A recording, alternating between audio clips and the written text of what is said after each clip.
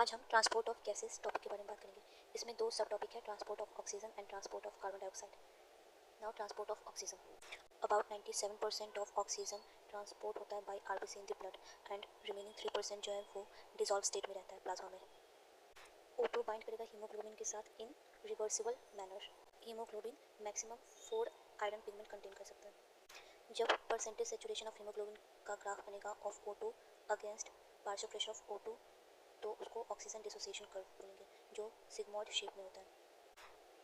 In alveoli partial pressure of oxygen high होता है and partial pressure of CO2 H plus concentration and temperature low होता है and oxygen tissue में low होता है and CO2 temperature and H plus concentration high होता है। Every 100 ml of oxygenated blood deliver करता है around 5 ml of oxygen to the tissue under normal physiological condition. इस टॉपिक में ग्राफ है पार्शियल प्रेशर ऑफ ऑक्सीजन, वो sigmoid shape में दिखाया गया है, उसे आप लोग देख लेना एक बार। एंड अब दूसरा सब topic transport of carbon dioxide. Nearly 20 to 25% of CO2 transport होता है बाई आरबीसी, 70% कैरिड होता है as bicarbonate and 7% CO2 carried होता है in the dissolve state through plasma. CO2 carry होता है by haemoglobin as carbamino haemoglobin which is about 20 to 25%।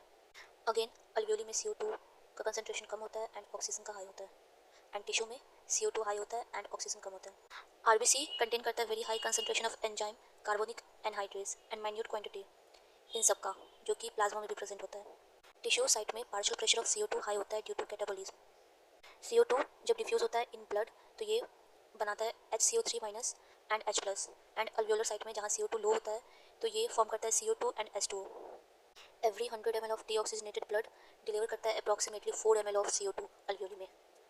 If you like this video, then do like, follow, share and subscribe.